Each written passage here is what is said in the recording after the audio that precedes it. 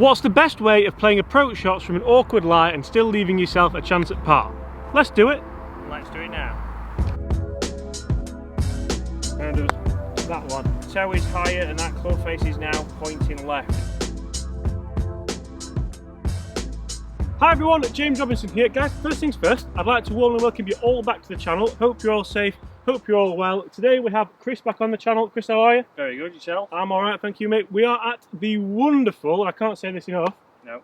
the unbelievable Berkshire Blue Course today. Yeah. And this is another episode of Short Game Saturday. So guys, if you are new here and you haven't hit that subscribe button already, why don't you? Because on this channel I provide golf related content every single day. Anyway, so Chris, today we are doing awkward lies. Yep, so we're talking about a shot today where short-sided here, we've got a little bit of a dip and then it goes up to the green. We're also in the rough, a common place James finds himself. But you see, actually, you don't have to play a bad shot to finish here, do you? It's kind of just run away a little very bit. True. And the first shot we're going to play is ball kind of on a down slope, like you said, towards her. So what do I have to do here? What do I have to change from my normal chipping technique to allow me to play a good shot? So James likes to use his 60 a lot. I normally tell him not to use it, but when we're on a down slope, I brought my 56 today and everything. That's a rarity. But he can now go and change that. We're on a down slope, so we need to think about having a little bit more loft. Obviously, with the slope, he's taking loft off the club.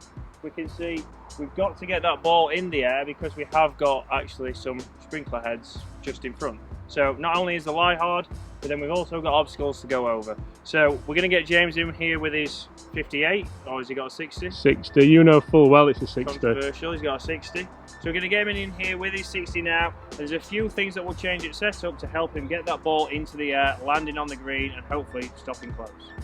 Right, I am 60'd up. 60'd up. So, at its setup here, we're not going to move that ball back in his stance like he also likes to tend to do. We're going to make sure that he gets his weight with the slope. So I want his sternum slightly ahead of the ball. So he's going to be leaning and using the slope, not fighting against it. If he starts to lean back, then he's going to start to hit the ground before that. And if he did that now, he would hit the ground before what we know as a Damien Duff. So you see there, if he leans back, it makes him enter the ground or hit the ground just a little bit before, then he drop kicks that ball and it doesn't get what he wants. So we want to make sure that he keeps that weight forward, so ahead of the ball, sternum slightly in front of it, and then from there he rotates through to his finish. Very good. So pops up nicely. Ran out a little bit, but from here we're not expecting it to get it to a foot ideally, but he's now on the green, he's past there and he's not left himself another tough chip. Kind of the lesser of two evils, I suppose, isn't it, if you look at it that way? Exactly. So one other thing that we see there is we want to make sure that that club finishes and it works with the slope. So just like the sternum's now leaning into the slope, or with the slope even, not into. So your sternum's and you're leaning towards the target. We also want to get that club working down the slope and it'll finish low. Good. So you see there, it finished low, it came out a little bit lower and also nearly went in. Right, Chris, so that was the downhill lie explained. This is now an uphill lie. Yep. I've got my 3 wedges here. Can I still go 60? No. Put that back over there. Out of the way. Out of sight, out of mind. 56? No. 50? No. Oh, the rest are over there, so I'm hitting 50. No, so from here you can see we're on an upslope now, so we've got the opposite. We've also got a lot of green to work with, so we want something that is going to run. So obviously he's brought his 3 wedges here. We would be now looking at using that 50 because that's the one with the least amount of loft. The slope is now adding loft and we can play that quite aggressive and start to send it down there and get that ball running. So I'm still gonna have my weight on my back foot, am I?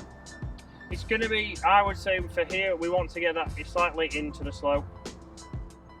Okay, so lean into the slope, weight on the left side. Yeah, so the sternum's now over the ball, it's not behind. And then from here, the same thing, he's going to turn his body nicely through there. Very good. So you can see how that, because his sternum's over the ball and not behind, he's not going to catch the ground behind and catch it thin like I see with a lot of amateurs. The worst thing you can see, isn't it, is someone who kind of that one. Exactly. And kind so of falls back. Most amateurs will see that do that. They go with the slope, they fall back, they thin it, or they send it too high and it lands just in front of them.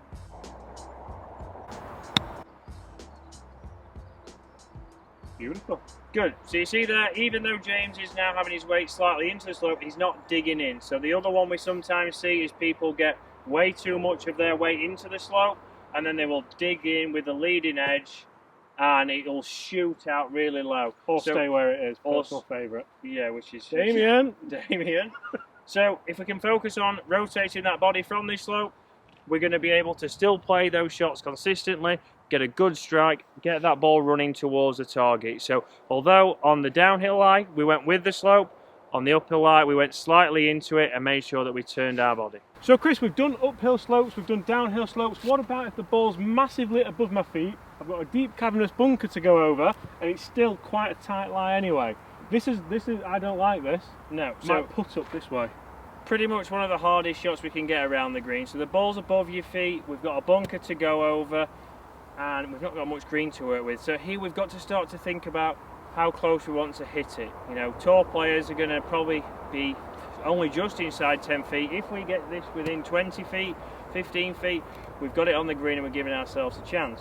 So obviously what we want to do first is have a look how the slope is going to affect where that face is pointing. So the more we go on a ball above the feet, the club, obviously the toe is higher and that club face is now pointing left, as James is explaining nicely there. So obviously here we need to take into account where he is aiming to start with.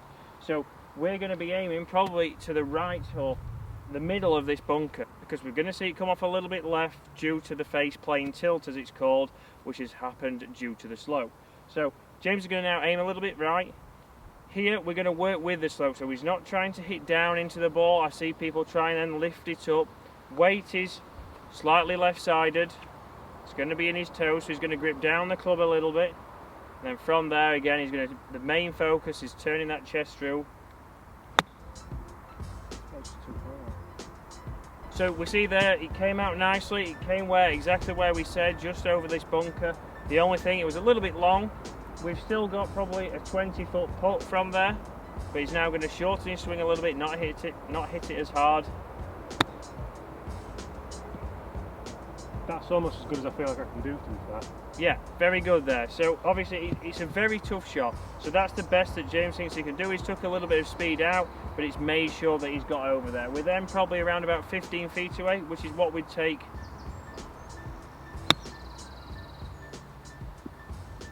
Well, we'll take that one. So again, very good from James there. He's got a little bit confident. He's hit those shots 3 times now, so obviously from there he can figure out how much swing he can put in if he opens that face slightly and how that's going to affect. So you see the first one was 20 feet, second one I would say is 15, and the third and final one is probably 4 or 5, which is way inside tour average. So if you get a chance on your practice area, or if you get a chance when it's quiet on the golf course, but we didn't recommend it, so hit a few shots and practice these, you can start to see how you play them, where your weight is, and you'll start to see what faults might be happening, and we should be able to fix those.